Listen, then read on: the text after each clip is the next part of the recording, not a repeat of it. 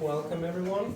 My name is Max. I'm part of diffrakt in the space in here right now. We are a collective and running this para-academic space, theory space since 2017.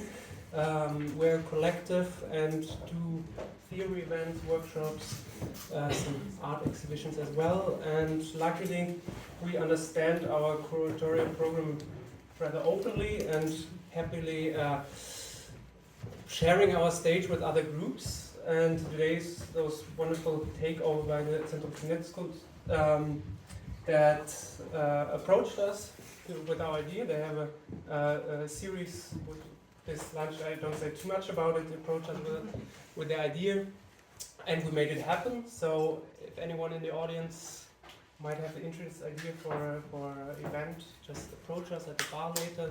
There's Moritz, Hanna is here as well, and we can have a chat and make something happen. And I think, with no further ado, I hand over to you to introduce more in the evening.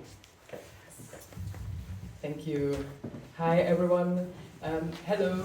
If you don't have a seat, there are some chairs on the side, so you can grab them. Hi. Thank you, Max, for organizing this event with us. We are very happy to be hosted here tonight. My name is Teresa. Next to me is Julia and Annelie. We are the co-curators of the project From Net City World to Cloud Market C and the co-editors of the book that we are celebrating tonight. We are also part of Zentrum for Net Skills, as mentioned, which is an initiative researching on net art, both historical net art as well as contemporary internet-based art practices, let's say, with, I would say, a special focus on Berlin, but also international, and trying to look for possibilities how to bring attention to this artistic practice, to contextualize it, to develop storytelling around it, but also kind of look for possibilities how we can maintain and archive this artistic practice. Zentrum for Net Skills was founded in 2020, and we've been running several project spaces so far, and currently we are based in Neukölln.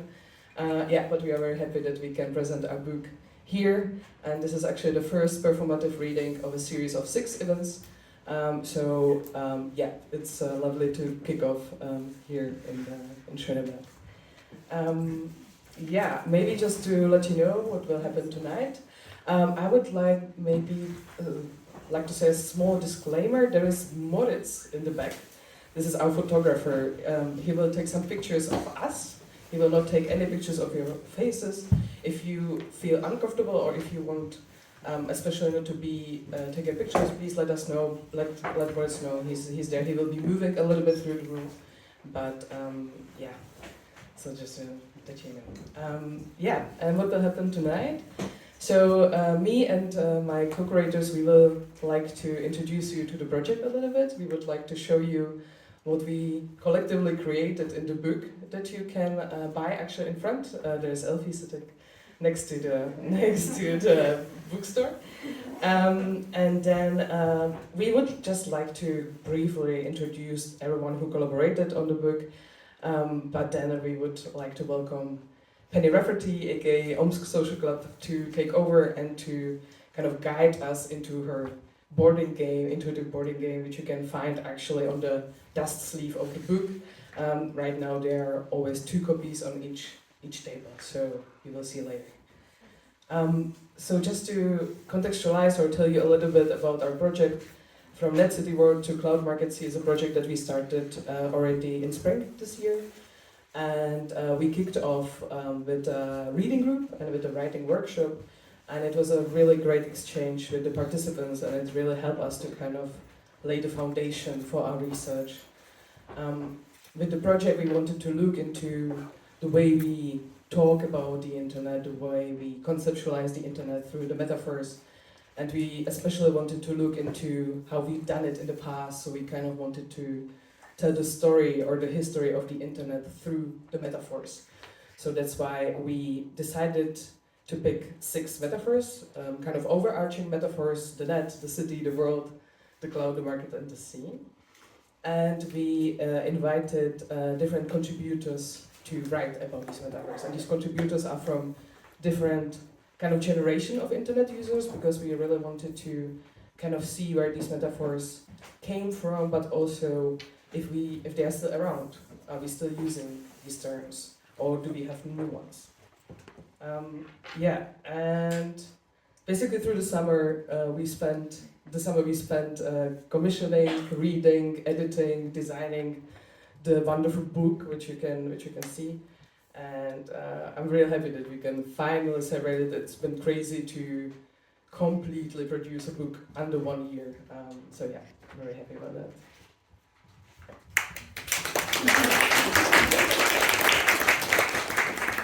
Yeah, thank you all for coming. Before we talk about metaphors, I want to say some words about this beautiful book and its beautiful design. You can buy it after the event with Elfie, or you can buy it in the Distanz online shop. We are very happy that additionally to our little edition, we could publish our book with Distanz. So back to the design. We wanted to bring the feeling of sitting in front of the screen and being online to the book. So for example, Judith, our fabulous designer, created an icon for each metaphor, and you can find them everywhere in the book. We also worked on the design that encourages a playful and participatory handling of the book. That means you can read the book from beginning to the end. You can jump from metaphor to metaphor, or just open it and begin to read. So there are different formats for each contribution. We have texts, we have academic text, fictional texts, personal essays, we have visual contributions like artworks and visual essays. But no matter how and in which order you read them, you will see the cross connections between the different metaphors. And at this point, we really want to thank all the contributors for the work they put into the different texts and into the artworks. We learned a lot, and we really enjoyed working with you, so thank you. And we also, of course, want to thank Judith. They have worked so hard on this book. It's a great design, really creative, so yeah, we really enjoyed the collaboration. And last but not least, we want to thank Diana for her precise proofreading and the really great translation. So yeah, thank you all. And I think we can, yeah.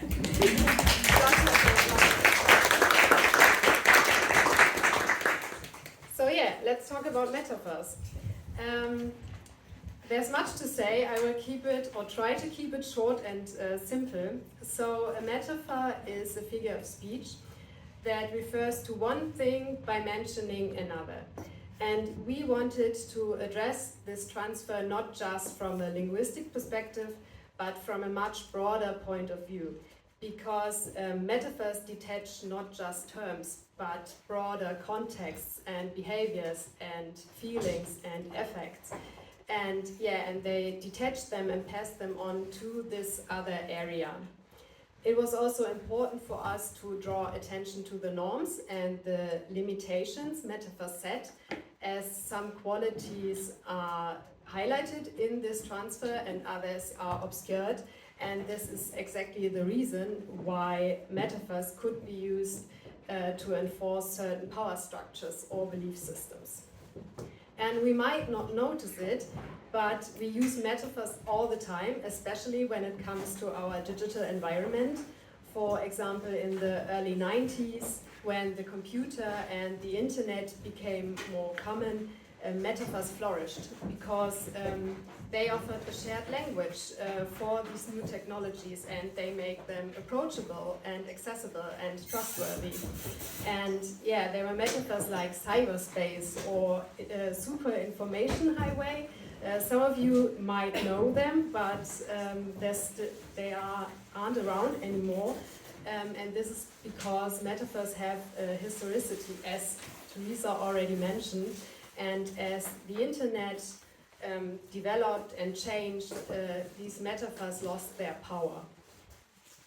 But the role metaphors play in the language for computers goes even deeper. In fact, we might not talk about the computer or these processes without metaphors, because metaphors translate algorithmic processes in signs and icons so that we can handle and modify them. So yeah, all in all, we see metaphors not only as a linguistic tool, but as a way of being online, including material, social, conceptual, and structural dimensions.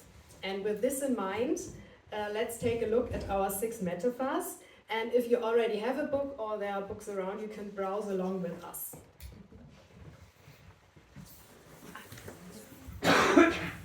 So the very first metaphor of the book is the net, which you might think maybe it's not metaphor at all, because the internet is the net of the nets.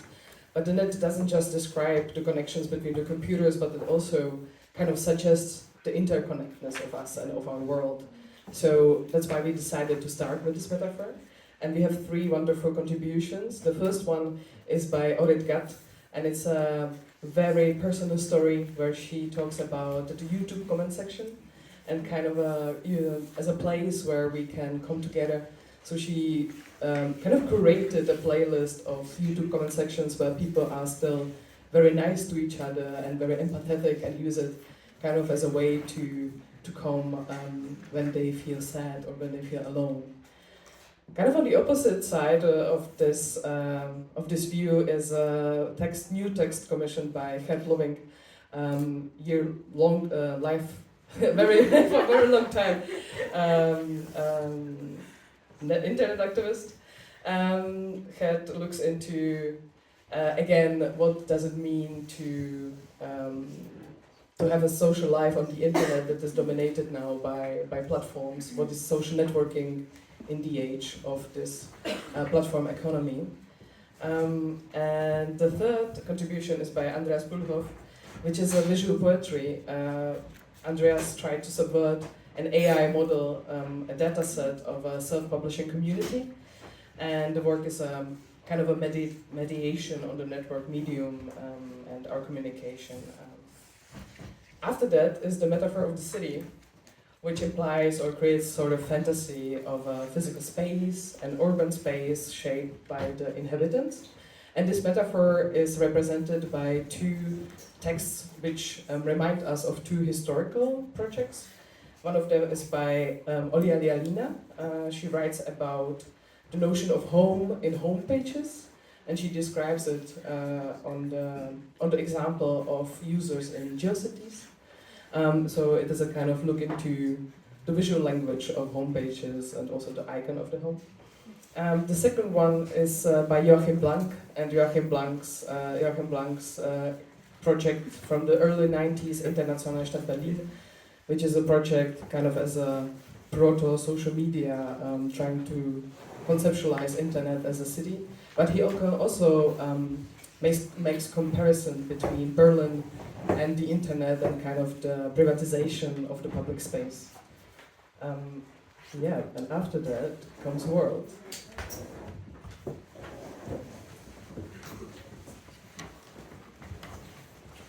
I just see that there's some more people coming. There's also chairs in the very front.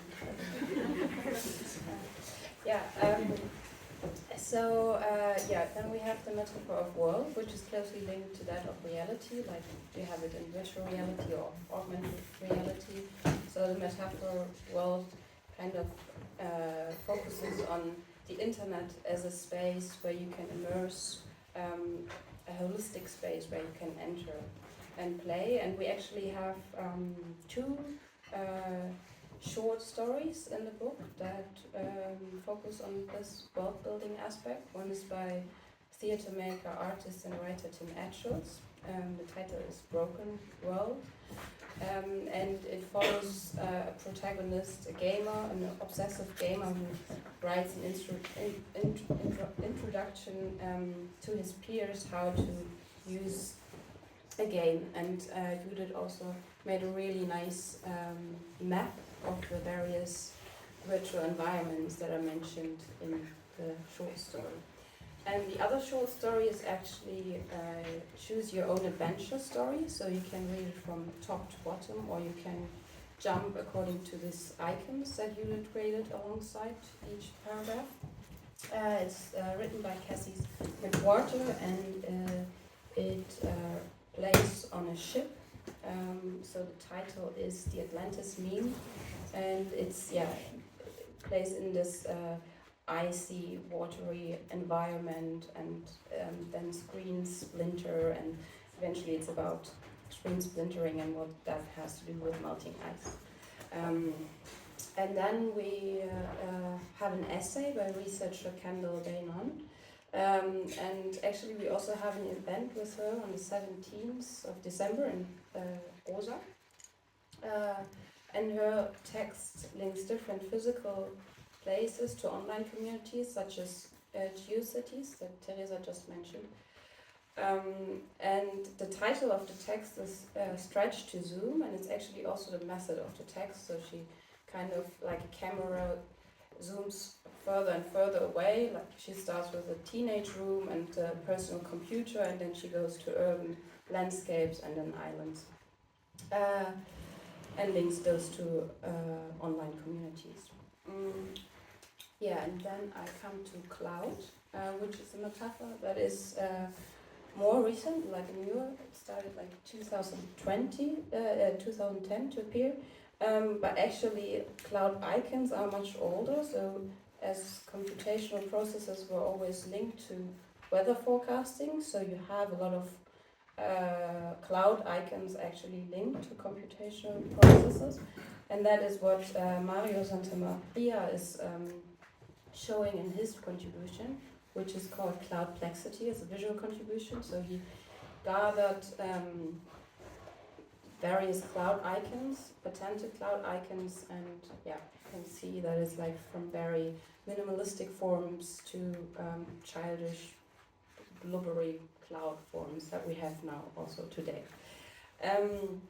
And then we have an essay by researcher Andrea Sick, and she writes on clouds and data mining and how we leave our traces throughout the internet and how they're sold and archived on the cloud and what that has to do with climate change actually. So a lot of metaphors like cloud and sea actually also focus on internet infrastructures and like the material effects of the internet.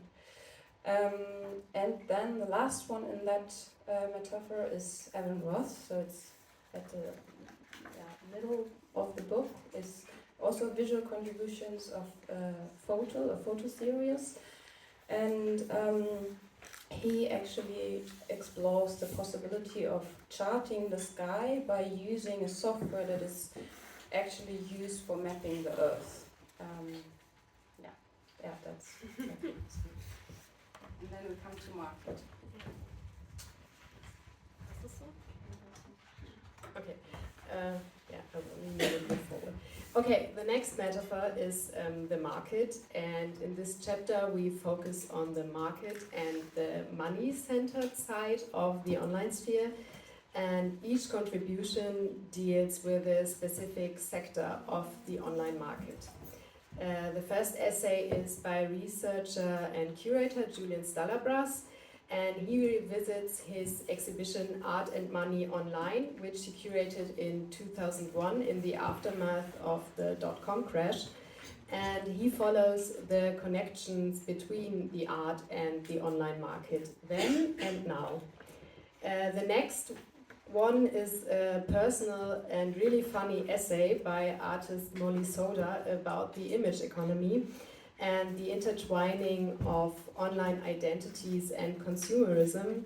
And it begins with an online search for a butt skirt, so check it out. It's It's worth it.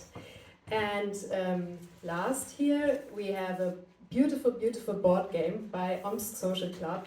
It's called Marketplace of Beliefs, and we're going to play it today, a little bit later. And here we can experience the crypto market in terms of mysticism. So yeah, it's going to be exciting. And yeah, there's just one more metaphor left, and it's the sea. So the book ends with the sea, and from the very beginning of the internet, the metaphor of the sea was persistent. The internet was imagined as this wide, unknown ocean ready to be explored. But the interesting thing about this metaphor is that it is still here. So we have a recent hype about fluidity, so we can still feel this metaphor. And the first contribution is by researchers Harun Meyer and Matthias Bickenbach, and their text focuses on early metaphors of the sea, like explorer, navigator, surfing. And it is published here in 2 languages, in German and in English, because we wanted to show how these wet metaphors shaped both languages. And then we have a beautiful contribution, visual contribution by artist Afra Shafik. And her ASCII graphics remind us that once upon a time there was another, more open motion to the internet, and a kind of motion that stands in contrast to the current predefined one-way stream of platforms. And the last essay is by researcher Matthias Dennecke and Lotte Warnshold, and they focus on the material dimensions of the internet, like submarine cables, from a post-colonial perspective. So yeah, that are our 6 metaphors. Yeah, and along the 6 metaphors, we, as Teresa mentioned, have 6 events. So that's the first event of this series. And the other 2, like 2 are happening at Panke Gallery, 2 at Rosa, and 1 here. So the next one is the one again here on Sunday, 24th, at 6:30 p.m. And it's actually with Lotte Warnshold and Matthias Dennecke, who wrote the text in the C chapter. Yes, and if you want to have more information on the whole research project, we have a website, Netzkunst.Berlin, and are also on various social media channels. So there we're going to post all the events, or actually on our website, of course, they are already up. Yeah, and now I very much like to welcome Penny Rafferty. Penny works under the name OMSK Social Club. OMSK Social Club is a practice of collective storytelling. It involves a specific, immersive, improvised methodology which they coined in 2017 as real gameplay. And I think we might talk about that as well today. From these live iterations, they harvest media relics such as films, scripts, and large-scale video installations, invoking states and gateways that could potentially be fiction or yet unlived reality. And today we are also going to play a game, as already mentioned a couple of times now. It's an intuitive board game on the crypto craze, and you can find it on the dust sleeve of the book. So you can also just grab the books that are on the table and actually unfold it. And Penny also wrote a short text that is also printed in the book that she's going to read. And after that we're going to do some exercises together, and then we're going to play the game, and then there is a space for conversation on the game or on the book also, and then of course there's drinks. And of course you can buy the book, and today is a special price, it's 15 euros instead of 24, so get your book. I wanted to ask you that. And I think, yeah, that's it from our side. And we will hand over to you now.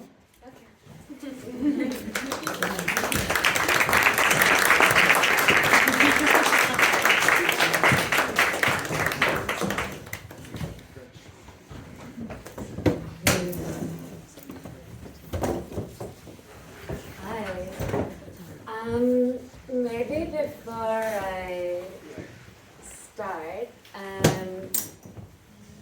are people at the back not sitting around a table yet? Do you want to come and sit around a gaming table? Because I think it would be kind of less disruptive to do it now.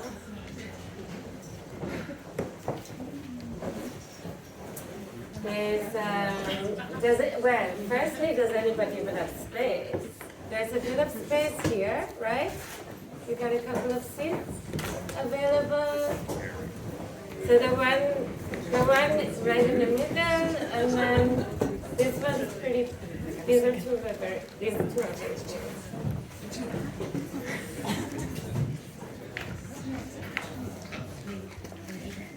All right.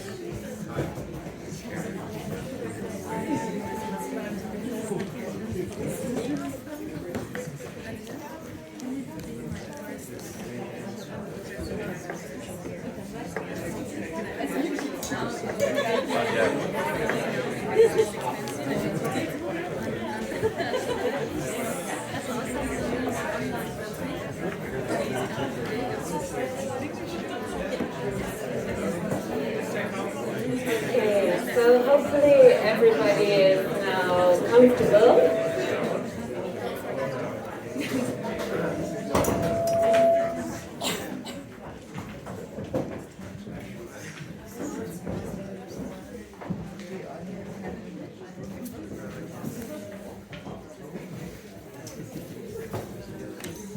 So it's a pleasure to be invited to inaugurate the opening of this book by so many people. When the sort of proposition to be part of this book came, I would say that we definitely mashed together a few of social club's metaphors in order to make the marketplace of beliefs. So, as a kind of adage, I would say this is a very experimental contribution, which we will see how it plays out. I would like to begin by just contextualizing it through the essay contribution. It's pretty short. And then what we will do is we'll prepare ourselves in the space to play the marketplace of beliefs. And then we will play, and then we will have like a little bit of time to, I don't know what we will do at the end. Maybe we just want to leave, maybe we want to talk, I don't know. We will work it out on the vibe at the end, I think. So, the contribution to contextualize this is called Notes on the Marketplace of Beliefs. OMSK Social Club began the practice of creating intuitive gaming boards in 2019. The boards acted as both aesthetic and artistic objects and were designed to offer a gateway into the conceptual practice of real gameplay.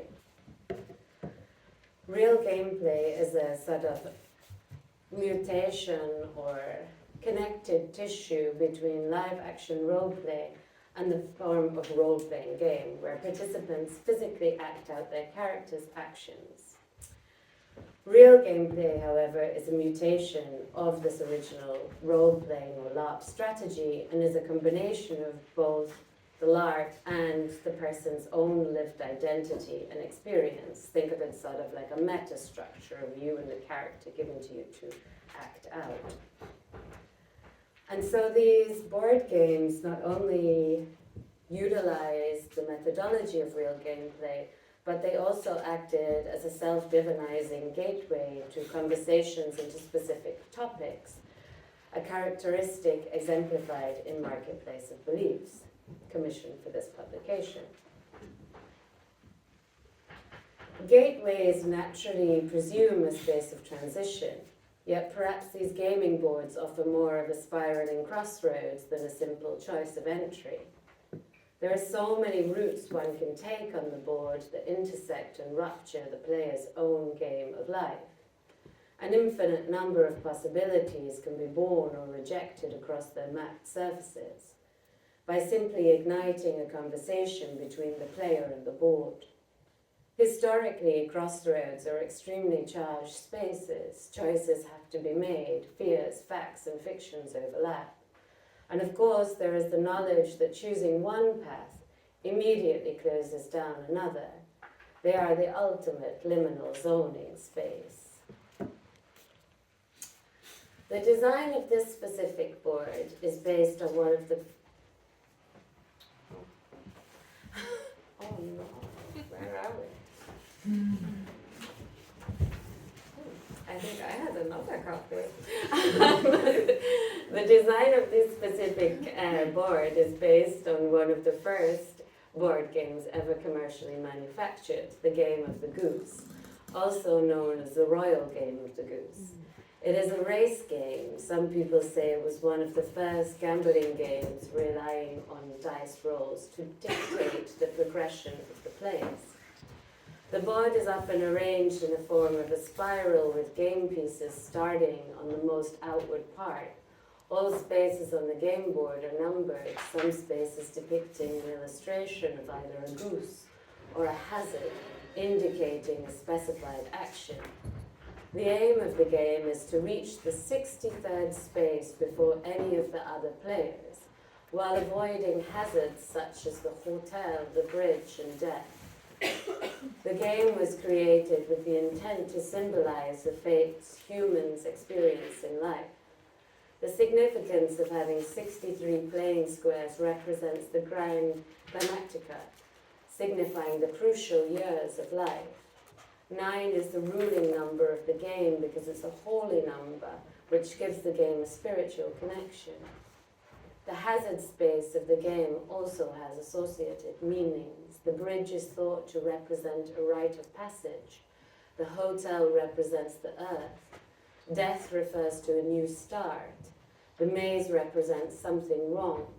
And the well and the prison indicate that help is required.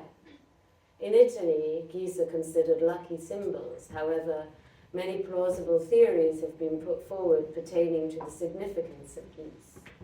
Using the Game of the Goose as a palimpsest marketplace of beliefs replaces the goose with a whale, a symbol associated with abundance and prosperity in many cultures, and begins to plot the critical years of the crypto boom and bust, cycles complete with law, action, belief, and manifestation. Historically, people have laid votives, charms, and wishes at spots where the veil renders itself thinner. These votive offerings or votive deposits are usually one or more objects displayed or deposited in a sacred place for religious purposes, without the intention of recovery or use. Such items are featured over modern and ancient societies and are generally staked to gain favor with supernatural forces. Votive offerings have been described in various historical sources across the globe, yet similar acts continue into the present day. For example, in traditional Catholic culture, and arguably in modern day practices such as when one tosses a coin into a wishing well, fountain, or buys an altcoin that addresses religious themes, beliefs, or values into their concept, development, or purpose. For example, Jesus coin is a cryptocurrency that was created to encourage generosity, foster community, and transform charitable giving.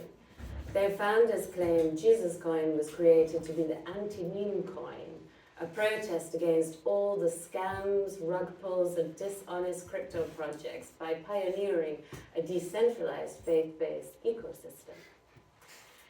It is clear what this means or how it isn't clear what this means or how it should work, but it is an interesting instance of a religious themed altcoin or halal chain, a blockchain platform that aims to create a decentralized share compliant financial system.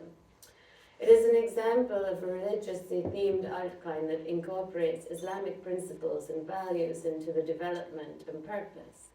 These historical and cultural references serve as the foundation of the conceptual practice of real gameplay in the Marketplace of Beliefs board.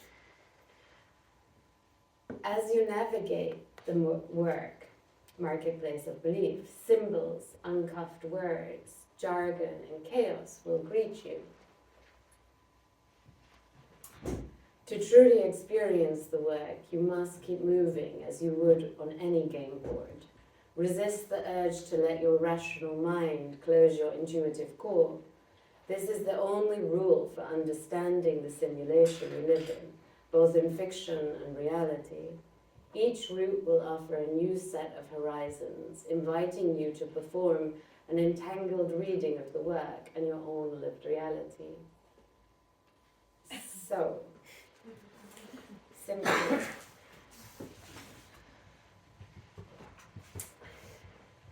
well, to begin, I think that if we're going to play the Marketplace of Beliefs, we cannot just, play on any table in any state that we found it. So, first of all, we need to do a little bit of cleaning. So you can have a choice between these cleaning tools or these cleaning tools. Just grab one and then pass them around. We have to get around the whole room. So try to be intuitive about what you want to clean with. If you also brought your own cleaning materials, totally fine as well. So once you've grabbed something, I would just like you to begin to clean the space. I mean, after all, one doesn't pertain to create a kind of shrine or symbolic space without really kind of settling the dust that was there prior. You don't want any kind of unwanted spirits or narratives coming into your orbit.